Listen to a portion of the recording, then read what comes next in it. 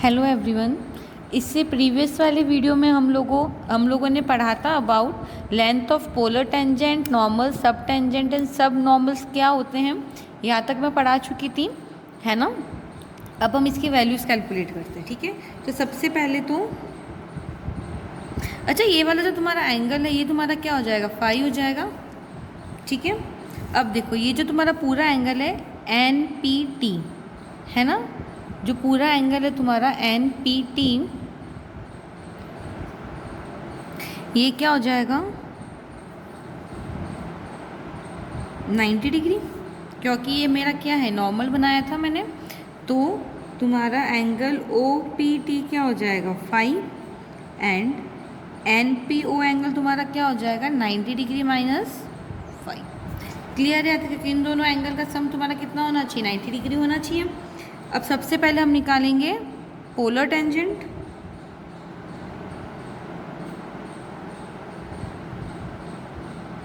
तो देखो polar tangent तुम्हारा क्या होता है, PT बताया था मैंने, PT तुम्हारा क्या है, पोलर टेंजेंट है। तो PT की वैल्यू हो जाएगी तुम्हारी r sec फाई, ठीक है। देखो sec फाई तुम्हारा क्या हो जाएगा √1 + tan स्क्वायर थीटा, और tan फाई की वैल्यू तुम्हें पता है, हमने जस्ट इससे पहले वाली वीडियो में बताई थी मैंने कि जो तुम्हारा tan फाई होता है वो तुम्हारा क्या होता है RD θ/dr। ये था तुम्हारा relation between radius vector and tangent वाले टॉपिक में, ठीक है। तो वहाँ से सीधा वैल्यू इसमें पुटअप कर दूँ तो ये मेरा हो जाएगा r√1 + RD θ/dr का स्क्वायर, ठीक है। ये तुम्हारी किसकी लेंथ हो गई, पोलर टेंजेंट की। अब हम निकालते हैं length of polar sub tangent.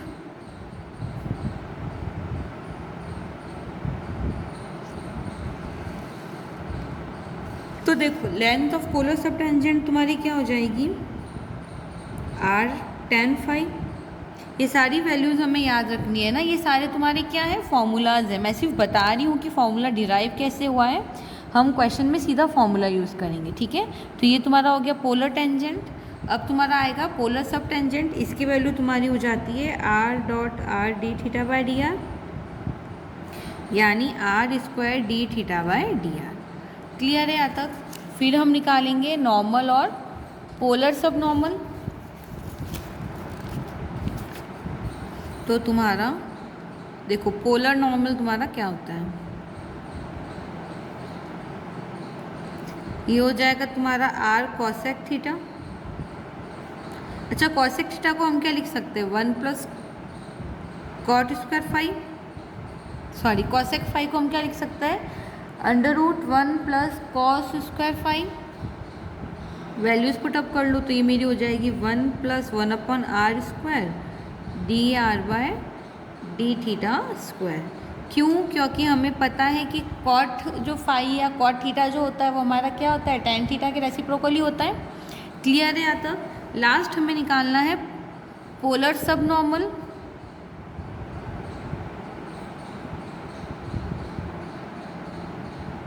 तो पोलर सब नॉर्मल तुम्हारा हो जाता है r tan π/2 - 5। अच्छा tan π/2 - 5 तुम्हारा क्या हो जाएगा r cot फाई, इसकी वैल्यू तुम्हारी हो जाएगी r/1 + r dr/dθ। r से r कैंसिल आउट, यानी इसकी वैल्यू हो जाएगी तुम्हारी dr/dθ, ठीक है। ये चारों ही लेंथ समझ में आ गई। पोलर टेंजेंट का फॉर्मूला, पोलर सब टेंजेंट का formula, polar normal and polar sub normal का फॉर्मूला। क्लियर है अब तक।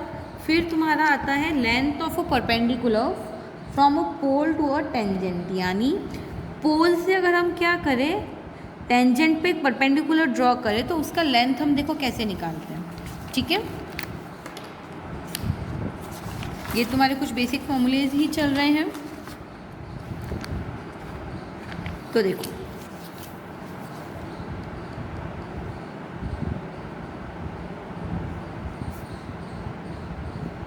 length of a perpendicular from pole to the tangent,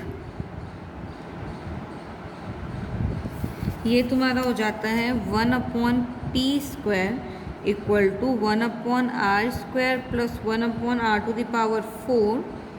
dr/d², जहाँ पे p जो है, देखो ये तुम्हारा OX इनिशियल लाइन हो गई है ना, ये तुम्हारा P कोई पॉइंट है कर्व पे जिसे कोऑर्डिनेट किया है r², ये तुम्हारा वेक्टोरियल एंगल, यहाँ से मैंने क्या किया, एक टेंजेंट ड्रॉ करी, ये हो गई तुम्हारी PM, और यहाँ से एक परपेंडिकुलर ड्रॉ करूँगे तो ये हो जाएगा तुम्हारा, ठीक है। तो ये तुम्हारा क्या है, रेडियस वेक्टर है, ये तुम्हारी क्या हो जाएगी, परपेंडिकुलर डिस्टेंस हो जाएगी। देखो तुमने क्या किया है, ये तुम्हारा पोल था O, यहाँ से मैंने क्या किया, एक टेंजेंट ड्रॉ करी है, ठीक है, OM, ये टेंजेंट ड्रॉ करी है, तो इसकी लेंथ मेरी क्या हो जाएगी, P।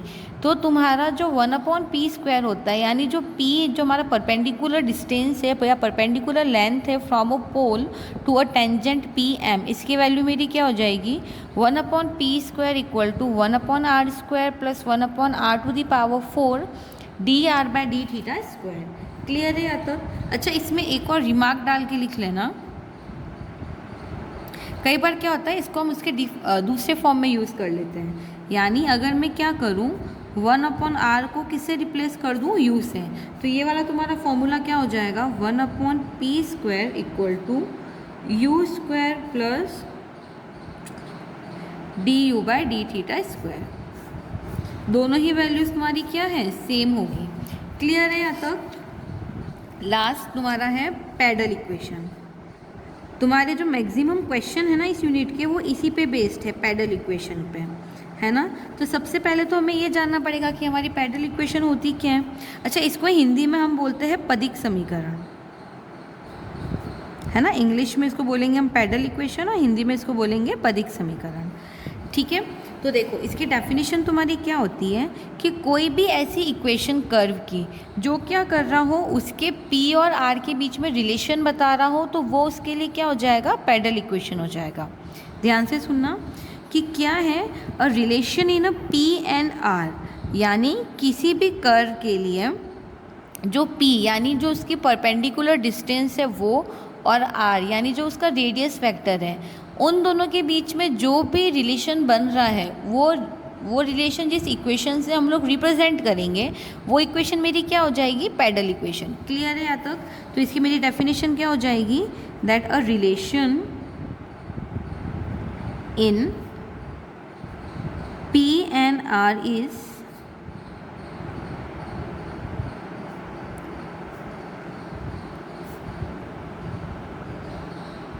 known as a pedal equation of the curve. Clear है यहाँ तक? अब देखो पैडल इक्वेशन, देखो हम क्या करेंगे, फाइंड करने के हमारे दो तरीके होते हैं। एक तो हम क्या करें, पैडल इक्वेशन फाइंड करें इन अ पोलर फॉर्म, और दूसरा हम क्या कर सकते हैं, कार्टेशियन फॉर्म, ठीक है। दोनों फॉर्म देख लो। सबसे पहला लिख लो, to find the pedal equation. Number A, when the equation of a curve is in polar form, यानी जो हमें कर्व गिवन है जिसके लिए हमें पैडल इक्वेशन निकालनी है, अगर वो हमें पोलर फॉर्म में गिवन है, तब हम पैडल इक्वेशन क्या करेंगे, पोलर फॉर्म में निकालेंगे। तो इसका देखो तुम्हारा फॉर्मूला क्या हो जाएगा, let curve be f r θ equal to 0। तो इसके लिए हमारी पैडल इक्वेशन हो जाएगी 1/p² equal to 1/r² plus 1/r⁴ dr/d²। ये देखो ये वाली इक्वेशन क्या कर रही है, P और R के बीच का रिलेशन ही तो बता रही है कि जो हमारा P है यानी 1/p² क्या है, 1/r² प्लस r⁴ dr/d²। तो ये मेरा क्या हो गया, पैडल इक्वेशन हो गया, ठीक है। सेकंड, अगर हमें इक्वेशन ऑफ कर्व क्या हो, कार्टेशियन फॉर्म में गिवन हो, ठीक है, when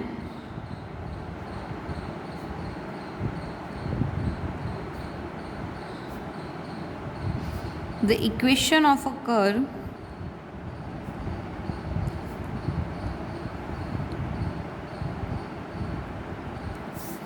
is in a Cartesian form, तो देखो क्या हो जाएगा, कार्टेशियन फॉर्म यानी क्या हो गया, f x y equal to 0। ये तुम्हें कर्व गिवन है, तो इसके लिए क्या मानेंगे हम कि कोई पॉइंट है एक्स कॉमा वाई जिस पे हमारी टेंजेंट लाइन क्या हो जाएगी, यानी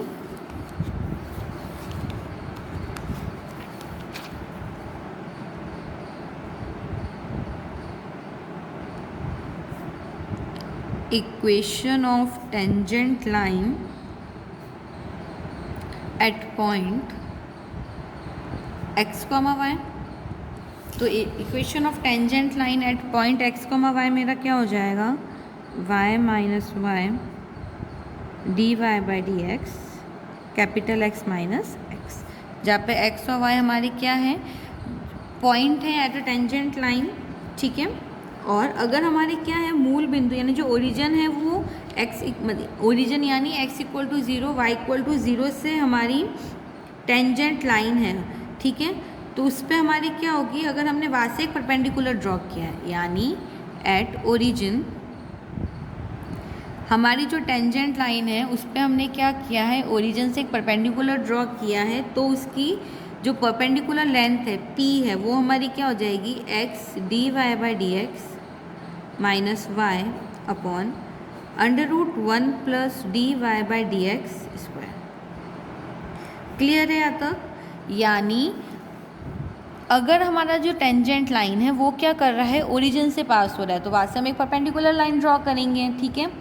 तो जो वो परपेंडिकुलर लाइन है उसकी जो लेंथ होगी है ना p, वो हमारी क्या हो जाएगी, x d y by d x minus y upon under root 1 plus d y by d x का स्क्वायर। तो देखो ये क्या कर रहा है, मेरा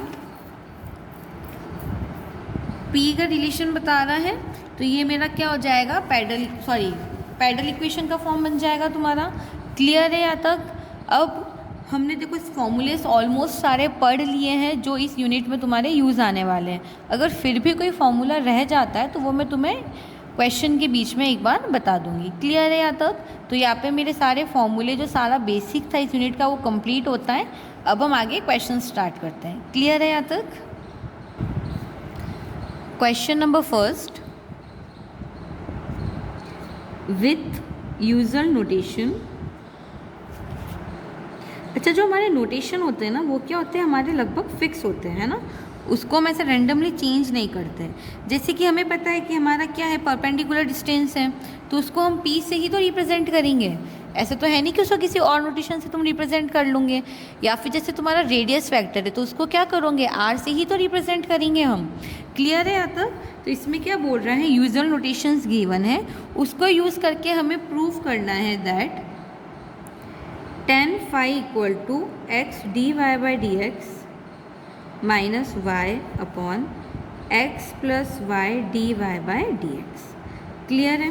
तो सबसे पहले हमें पता है, we know for any curve.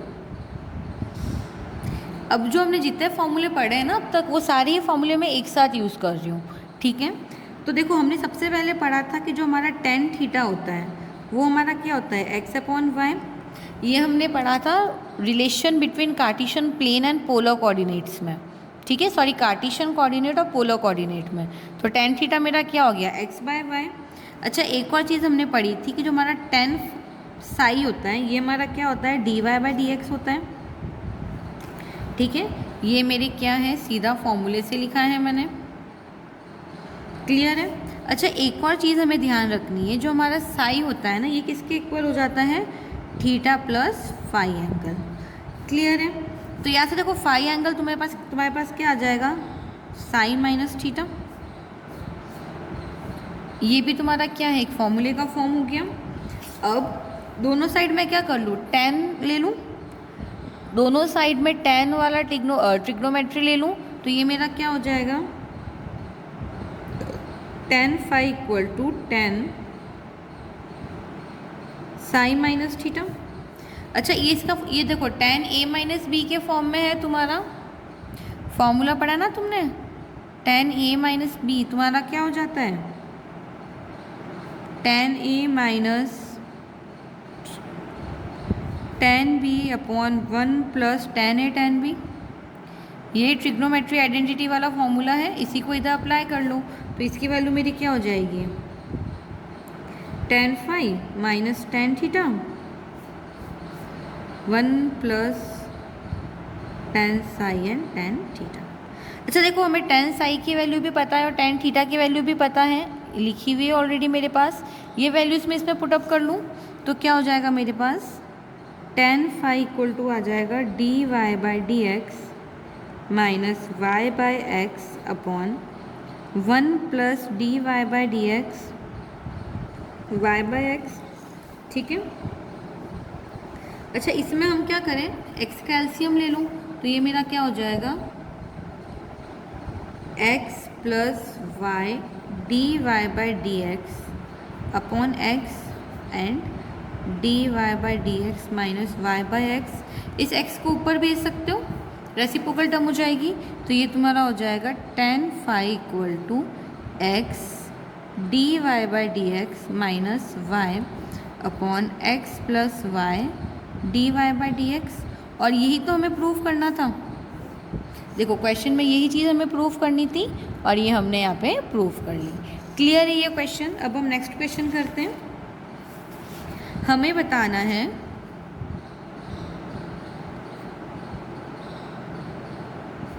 prove that for the curve r equal to a e की power theta cos alpha the tangent is inclined at a constant angle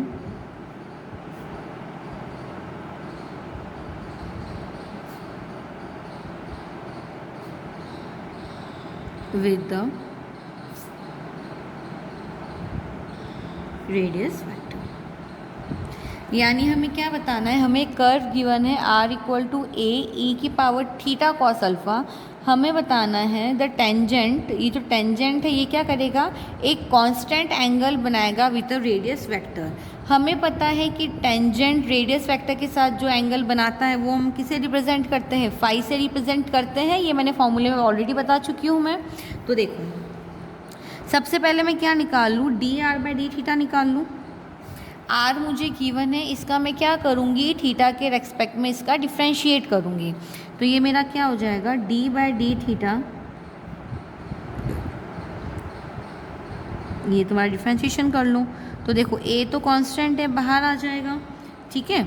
और ई थीटा कॉट अल्फ़ा, और इसका differentiation करूँगी वापस तो क्या हो जाएगा, कॉट अल्फ़ा अपॉन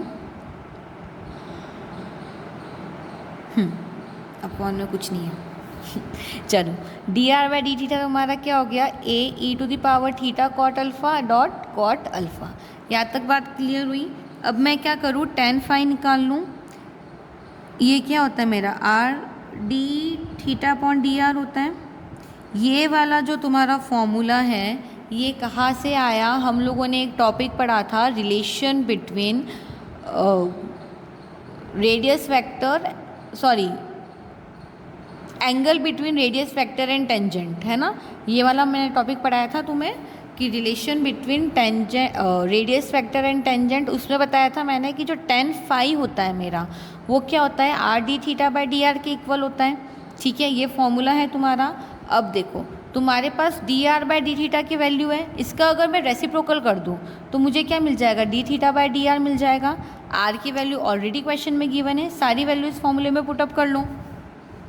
तो ये मेरा क्या हो जाएगा, tan phi equal to r की वैल्यू क्या है, a e to the power theta cot alpha d r by d theta, यानी इसका रेसिप्रोकल निकालो तो ये क्या हो जाएगा, 1 upon a e to the power theta cot alpha and cot alpha. अच्छा देखो, ये वाला टर्म तो पूरा पूरा कैंसिल आउट हो गया तुम्हारा। ठीक है, यानी तुम्हारे पास tan phi क्या बचेगा, 1 अपॉन कॉट अल्फ़ा। ये देखो 1 अपॉन कॉट अल्फ़ा को क्या लिख सकते हो, tan अल्फ़ा लिख सकते हो, क्योंकि 1 अपॉन कॉट थीटा क्या होता है, tan थीटा होता है मेरा। तो इसकी वैल्यू मेरे पास क्या आ जाएगी, tan alpha, that means tan phi equal to tan alpha. अब मैं क्या करूँ, दोनों ही साइड tan इनवर्स ले लूँ दोनों ही साइड मैंने क्या किया, tan इनवर्स का मल्टीप्लाई करा दिया, तो ये तो मेरा क्या हो जाएगा फाई, ये हो जाएगा मेरा अल्फ़ा, यानी फाई इक्वल टू अल्फ़ा आ गया मेरे पास। क्लियर है यहाँ तक। और अल्फ़ा हमारा क्या है, अल्फ़ा जो है वो हमारा क्या है, एक कांस्टेंट टर्म है। दैट मीन्स जो हमारा एंगल है, इंक्लाइंड एंगल जो है टेंजेंट और रेडियस वेक्टर का, जो कि मैंने फाई माना था, उसकी वैल्यू क्या है, एक कांस्टेंट के इक्वल आ गई, क्योंकि अल्फ़ा मेरा क्या है, एक कांस्टेंट वैल्यू ही तो है, और यही मुझे इस क्वेश्चन में प्रूव करना था। ठीक है, समझ में आया ये क्वेश्चन। सो आज के लिए इतने क्वेश्चन बहुत है, इससे रिलेटेड कुछ और क्वेश्चंस हैं वो मैं इसके नेक्स्ट वाले वीडियोस में कराती हूँ। ठीक है, तब तक एक बार वापस सारे जो फॉर्मूले हैं वो वाली डेफिनेशन चेक कर लेना और फॉर्मूले अच्छे से एक बार याद कर लेना। Okay, thank you so much.